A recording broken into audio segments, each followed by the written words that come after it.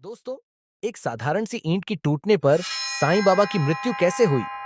दरअसल साईं बाबा के प्राण उनके शरीर में नहीं बल्कि एक ईंट में बसते थे।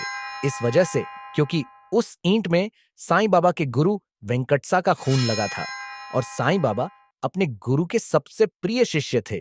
इसीलिए बाकी लोग उनसे जलते थे और इसी के चलते एक शिष्य ने गुस्से में आकर साईं बाबा की तरफ एक ईंट फेंक दिया ताकि उनका सर फट जाए। तब साईं बाबा को बचाने के लिए उनके गुरु बीच में आ गए और साईं बाबा की जगह उनके गुरु का सर फट गया।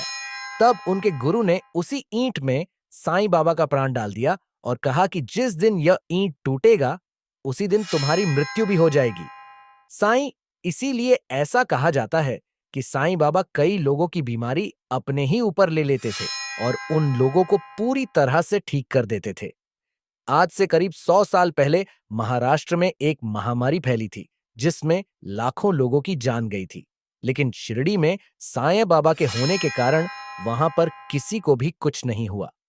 लेकिन एक दिन द्वारका माई में रखा वह ईंट अब्दुल्लाह के हाथ से गिरकर टूट गया और उसके 2 दिन बाद ही साईं बाबा की मृत्यु हो गई। लेकिन अब सवाल यह उठता है कि साईं बाबा हिंदू थे या फिर मुस्लिम?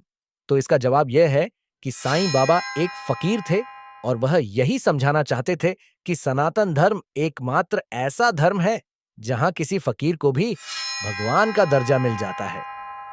वह चांद मियां थे या फिर साईं बाबा? अगर आपको पता है तो कमेंट्स में जरूर बताएं।